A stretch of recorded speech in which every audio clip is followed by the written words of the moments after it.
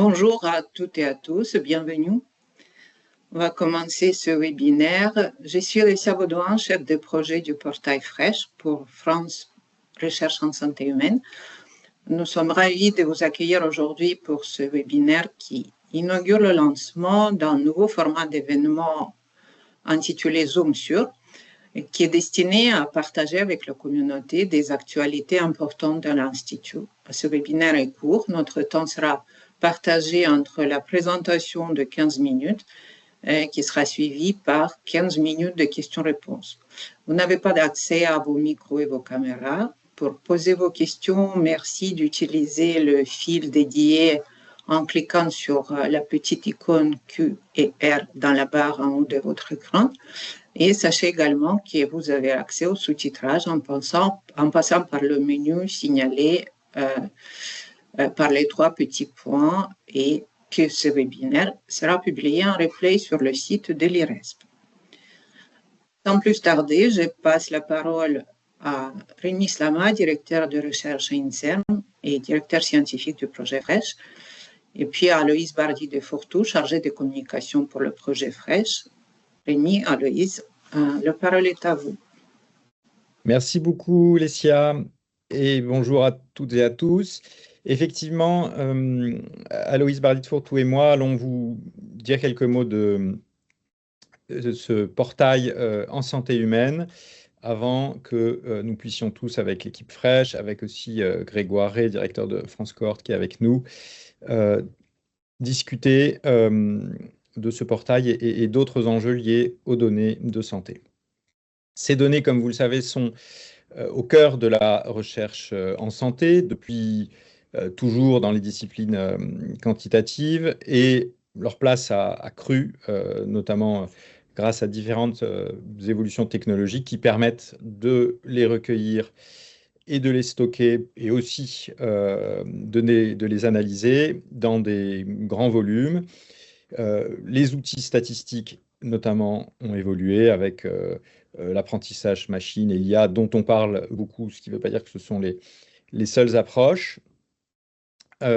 Ces grands volumes de données, quand on pense en termes d'effectifs des études, ont énormément de sens pour mettre en place des grands consortiums ayant la puissance statistique qui permet d'étudier des maladies importantes, mais relativement peu fréquentes, même si elles le sont toujours trop, telles que le cancer, voire bien sûr les maladies rares au sens strict.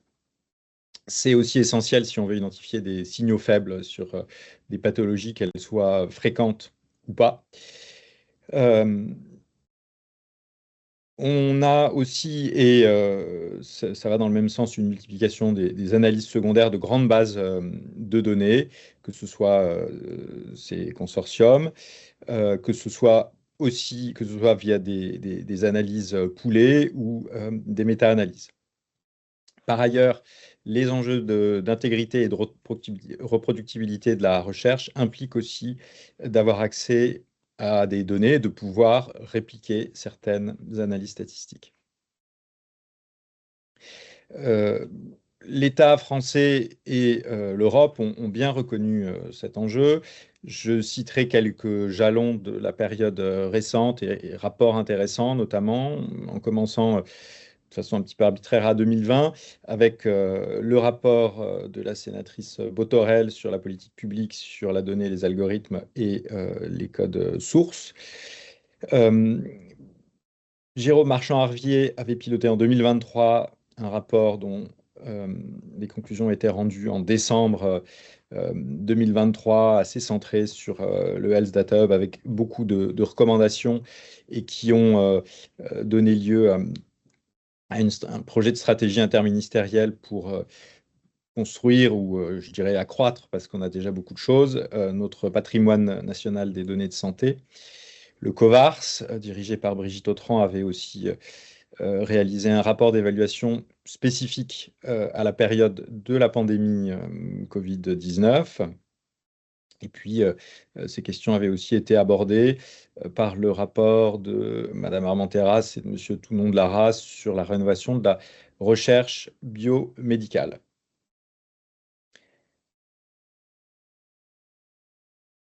Sur un volet plus réglementaire, vous connaissez tous, bien sûr, le règlement général sur la protection des données qui date de 2016 et qui, en Europe, est devenu un cadre tout à fait structurant, à la fois à l'échelle européenne, mais bien au-delà du fait du caractère assez prescripteur de ces réglementations avancées et protectrices pour les individus mises en place au niveau européen.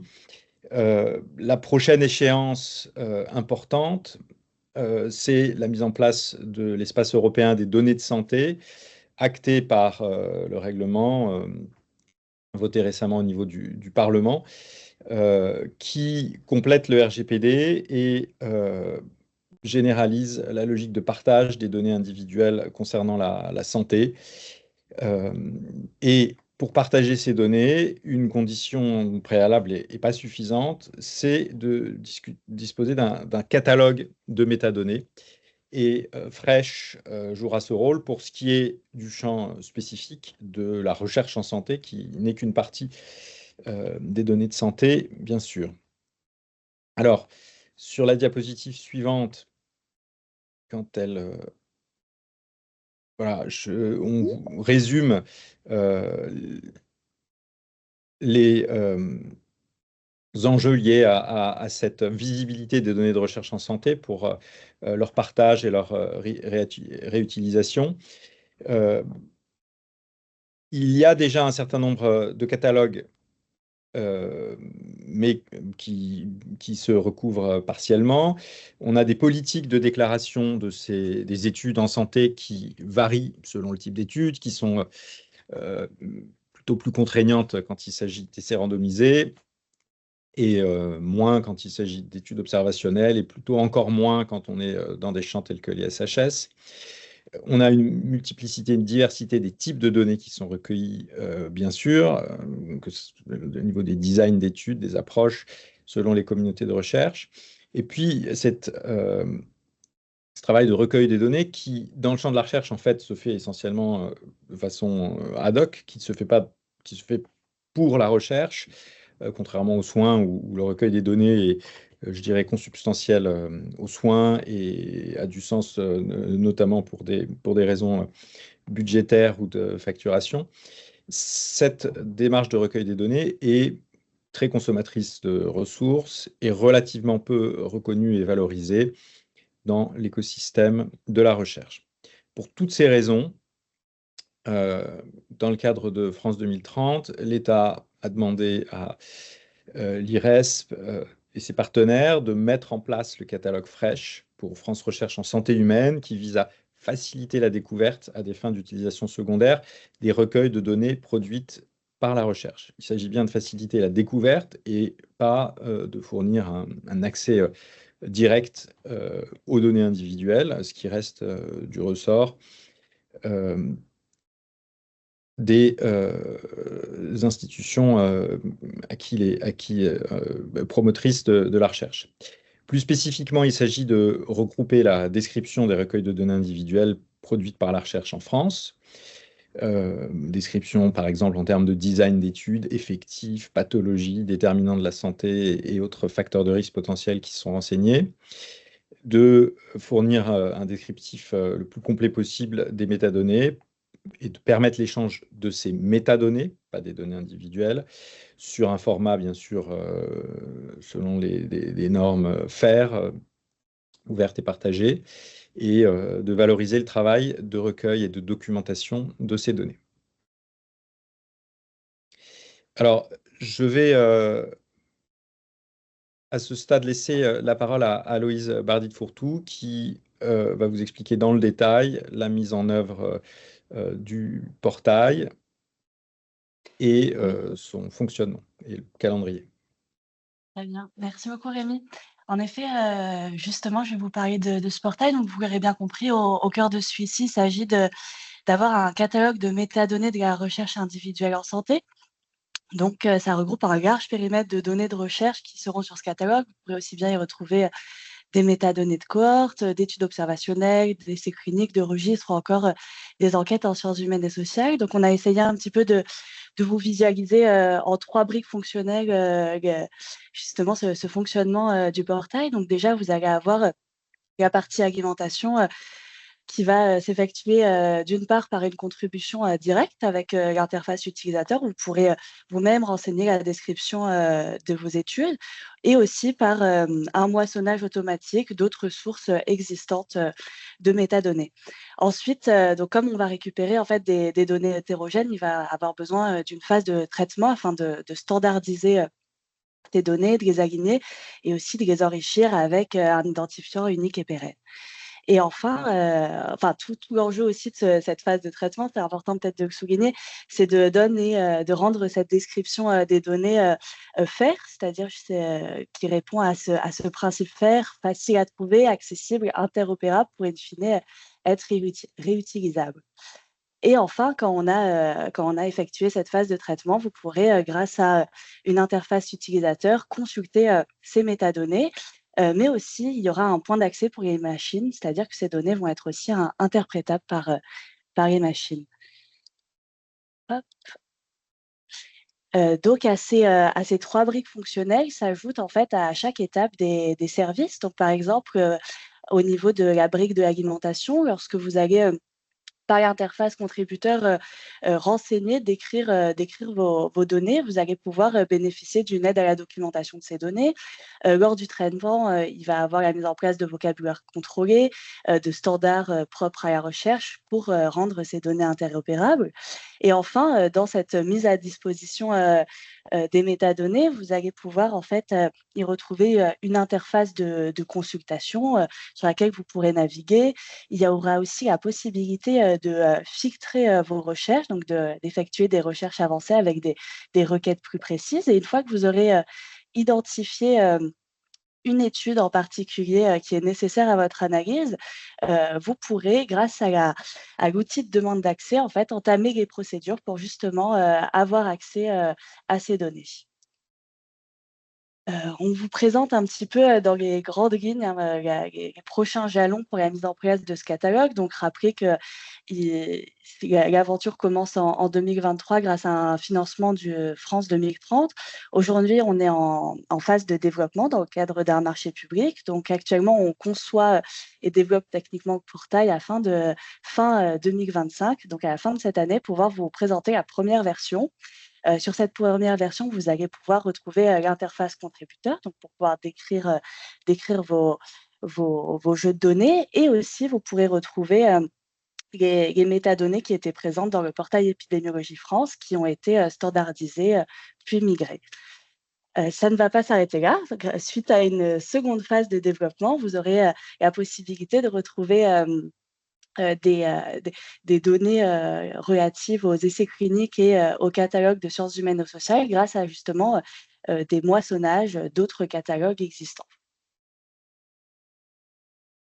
On vous présente ce schéma de gouvernance pour vous montrer déjà que le projet il est ancré dans l'écosystème national des données de recherche, mais aussi dans l'écosystème international et européen des données de recherche, grâce notamment à ces comités experts et ces comités des parties prenantes. Mais aussi, tout l'enjeu, c'est de bien vous montrer qu'en fait, la communauté des utilisateurs va jouer un gros rôle par rapport à la construction de ce portail des études en santé. Et il va avoir justement des liens étroits avec le comité de projet pour pouvoir s'assurer que ce portail il réponde au mieux aux besoins de ses utilisateurs et qui fédère autour de lui tous les acteurs de la recherche. Et à ce titre, en parlant de cette communauté des utilisateurs, si vous avez envie d'y participer, on met dès à présent en place des ateliers, notamment des ateliers sur le modèle de données. Donc ça va être tout ce qui va avoir attrait à la description de vos jeux de données. Donc vous pouvez vous nous contacter par mail, juste à slide suivant, on va vous indiquer notre mail. Nous contacter par mail si vous avez envie de se joindre à ces ateliers qui auront lieu du 2 au 6 juin. Et enfin, en été, on va avoir une phase de test du prototype pour justement récolter les améliorations et être sûr que le portail réponde bien à vos besoins. Enfin, il y a tout l'enjeu de jouer un rôle d'ambassadeur pour promouvoir cet outil qui va permettre justement à un seul endroit de retrouver tout un catalogue des études en santé. Donc, n'hésitez pas à revenir vers nous et à nous contacter. Il y aura d'autres phases où on aura besoin de récolter vos retours, notamment à la sortie de la première version, où ça sera important d'avoir vos avis. Et donc, on vous indique ici notre adresse mail. Si vous avez envie de nous rejoindre pour qu'on ouvre justement des voies de recherche plus transversales, reproductibles et collaboratives. Et justement, dans ce sens-là, c'est maintenant la fin de la partie présentation et c'est le moment de nous adresser vos questions pour ce moment d'échange conjoint.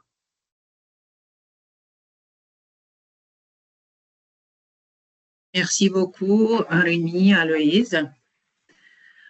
On va passer à des questions. Nous avons reçu quelques questions sur le chat.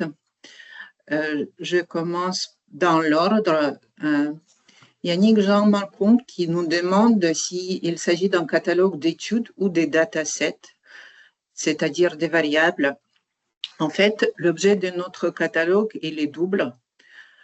Il permet de documenter l'étude qui a servi à produire, s'agissant donc des catalogues de données de recherche, on peut documenter l'étude, c'est-à-dire la partie haute qui comprend les métadonnées de contexte de l'étude, la méthodologie, les modalités d'accès aux données, ainsi que des variables, c'est-à-dire la partie basse du catalogue.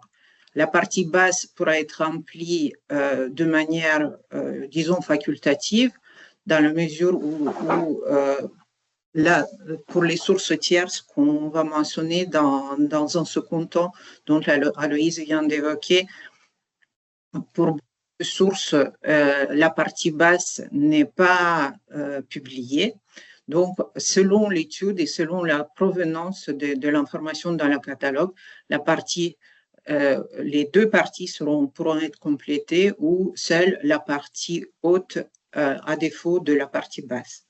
Juste, Lecia, pour compléter quand même, le message principal, c'est que sur l'ensemble des études, le but n'est pas d'avoir la liste des variables détaillées. On saura que, par exemple, on peut trouver la cohorte E3N ou telle cohorte en milieu clinique qui porte sur telle pathologie avec tel facteur de risque, tel prélèvement biologique, mais vous n'aurez pas la liste des 10 000 ou 50 000 variables qui ont été recueillies, sauf si y a une manière simple de la rendre disponible et que les investigateurs principaux ont un catalogue des variables très clair. Mais ce n'est pas le but d'arriver à ça systématiquement. Le but, c'est de savoir, voilà, si je m'intéresse au cancer de la prostate, qu'est-ce qu'il y a comme étude sur ce sujet? Si je m'intéresse à la pollution atmosphérique ou à telle maladie rare, qu'est-ce qu'il y a comme étude en France sur ce sujet?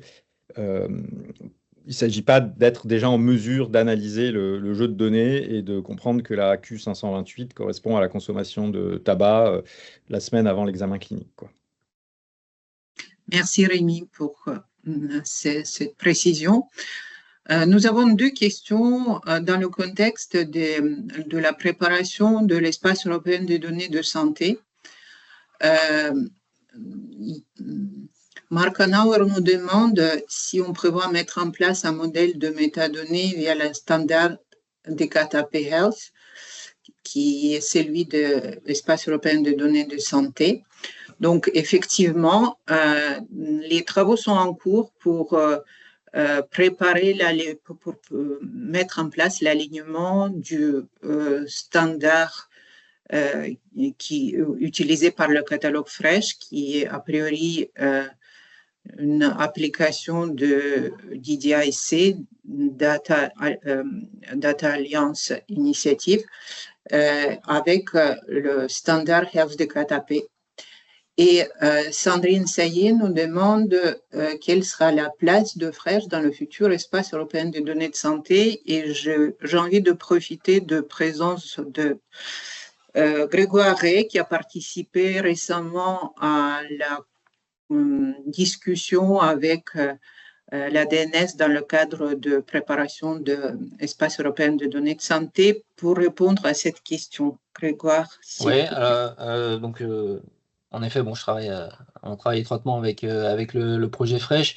Et dans le cadre de la concertation, ce qu'on peut dire, c'est que c'est mené aujourd'hui par la délégation du numérique en santé et qu'il y a encore le chantier est loin d'être fini, hein, puisque c'est pour beaucoup d'actions une mise en application en 2029. On est en train du coup de construire cette structuration. Et Fresh fait partie des briques qui ont vocation à contribuer à ça. Donc, l'alignement avec LSD4AP fait partie du sujet. Le côté exhaustif sur la recherche également, puisque ça va être d'une certaine façon obligatoire de cataloguer, de rendre trouvables les données, de les rendre autant que possible accessibles. Donc, Fresh est une brique du dispositif. Même si aujourd'hui, on n'est pas du tout encore dans un cadre réglementaire figé au niveau français. C'est en cours de constitution. Mais pour compléter, Grégoire, l'idée pourrait être que grâce à Fresh, j'identifie effectivement ce que le milieu de la recherche en santé a en termes d'études et que j'identifie aussi les modalités qui me permettent, le cas échéant, d'avoir accès à ces données. Donc, ça pourrait être une des portes d'accès, pas forcément physiquement, mais en termes d'information, vis-à-vis de l'ensemble de ces données en santé. Et de ce côté-là, à la fois en termes de calendrier, et il faudra le vérifier aussi pour les standards techniques, on est dans une configuration favorable pour pouvoir jouer un rôle. Le côté exhaustif du catalogue sur notre champ, ce qui va être un des défis et qui va être aussi un effort pour la communauté qui va devoir nous aider à obtenir les informations, nous met dans cette bonne position pour le faire. Lécia, ton micro est coupé. Oui, merci. Alors, Amélie Duché nous demande si la communauté d'utilisateurs a vocation à regrouper uniquement les chercheurs. Non, bien sûr que non. Les chercheurs sont essentiels parce qu'ils sont les utilisateurs les premiers du catalogue Fresh, mais toutes personnes qui sont impliquées dans le processus de la production, de diffusion des données sont les bienvenus dans la communauté d'utilisateurs, qu'il s'agisse de data managers, des ARC ou des tech,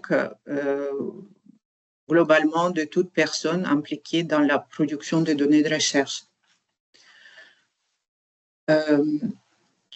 Peut-être répondre à la question de Marc, Lécia, sur les terminologies utilisées. C'est juste pour dire qu'il y a un travail qui est en cours sur les terminologies utilisées pour justement classer les concepts mesurés dans les enquêtes et potentiellement les types de pathologies. Et je pense, Marc, qu'on va faire appel à tes services tôt ou tard pour discuter ensemble de ces sujets. Certainement. Parmi les terminologies, il y aura certainement MESH et il sera certainement SIM 11 et puis peut-être certains d'autres. Peut-être la question de Nathalie Banaskevitch sur la différence avec le catalogue du HDH. Alors effectivement, le Health Data Hub a, à la suite de Fresh, décidé de mettre en place un catalogue. On est bien sûr en étroite interaction avec le HDH pour que les catalogues soient complètement complémentaires et interopérables. De façon schématique, le catalogue du HDH est centré sur les données, sur la base principale du Health Data Hub, c'est-à-dire la base principale du SNDS, alors qu'on est centré sur les données recueillies à des fins de recherche. Donc, voilà, la base principale sera décrite de façon très fine. Vous pourrez avoir des informations sur tout ce qu'il y a dans les données du CEPIDC, le SNIRAM, etc. Mais je dirais que si vous vous intéressez à tel essai randomisé, telle étude clinique, telle cohorte ou étude en SHS, vous la trouverez du côté de Fresh, sachant que comme tout ça sera interopérable, il est probable que ça puisse être consulté d'un même point, mais je dirais que l'effort, et il est considérable pour ce qui est des données issues du milieu de la recherche, du fait de la multiplicité des équipes qui recueillent des données, l'effort d'inventaire et de mise en forme sera fait plutôt de notre côté pour la partie le monde de la recherche et plutôt du côté du HDH et de l'assurance maladie, etc., pour le monde du soin qui alimente la base principale du SNDS. Merci. Nous avons une question de Claire Duflo qui demande quels moissonnages seront testés en premier et s'il y aura des tests de moissonnage, les tests de cet été. Non, les moissonnages sont prévus à partir de la deuxième version du catalogue Fresh. La version qui est actuellement en développement, elle va se contenter de développer l'interface des contributeurs, l'interface de consultation et mettre en place la totalité du schéma de métadonnées et des vocabulaires.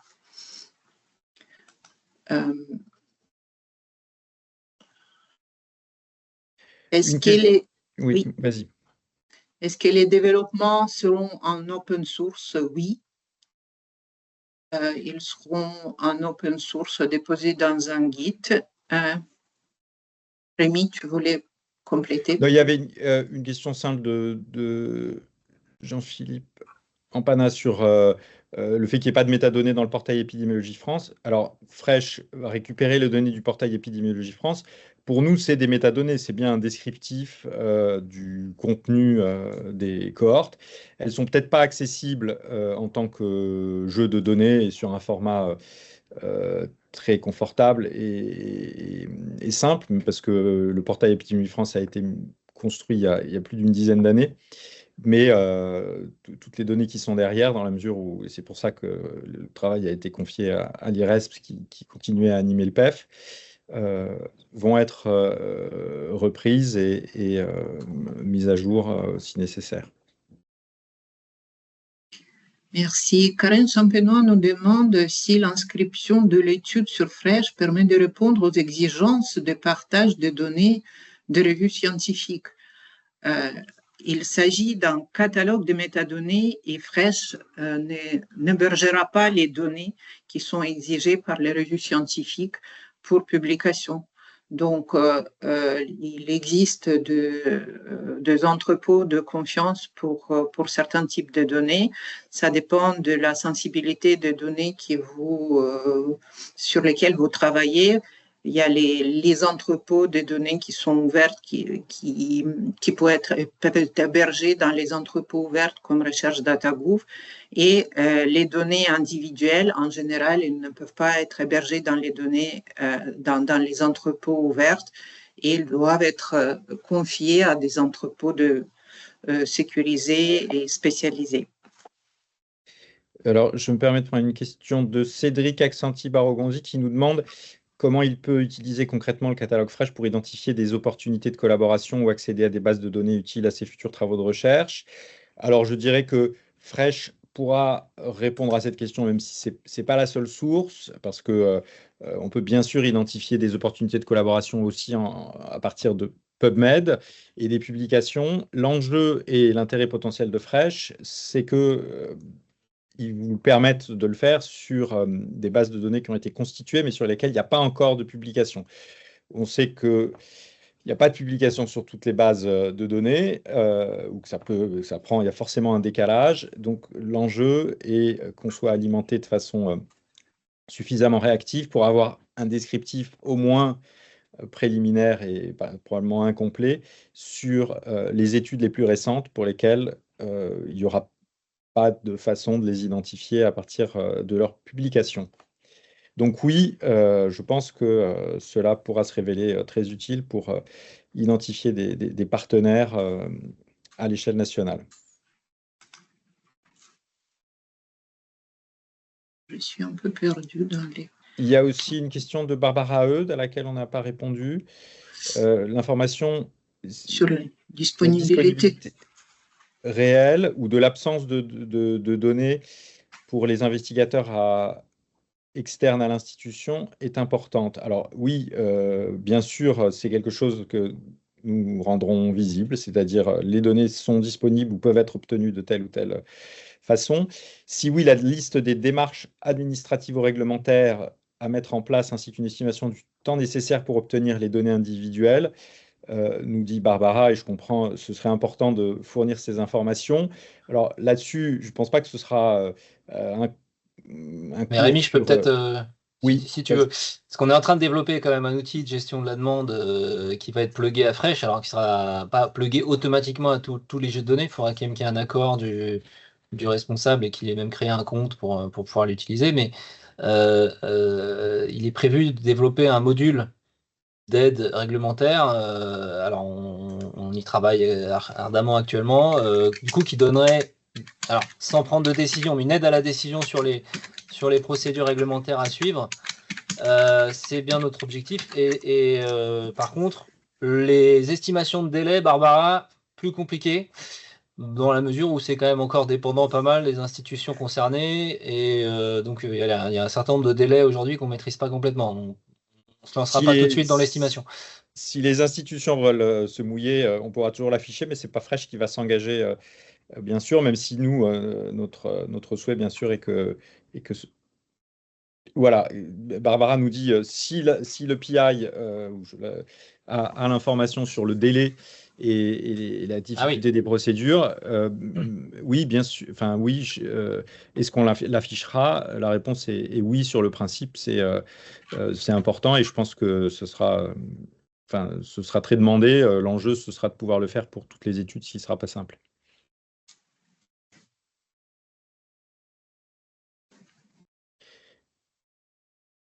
Merci. Je pense qu'on est arrivé à la fin des questions. Si nous avons oublié certaines questions ou nous n'avons pas eu le temps de les traiter, ou si vous avez pensé à d'autres questions après la fin de cette séminaire, n'hésitez pas de nous écrire à l'adresse mail affichée actuellement sur vos écrans et n'hésitez pas à vous manifester pour rejoindre la communauté d'utilisateurs de futurs catalogues Fresh. Merci à tout le monde et à bientôt. Au revoir. Merci beaucoup. Merci. Au revoir. Très Merci bonne journée, beaucoup. très bon après-midi.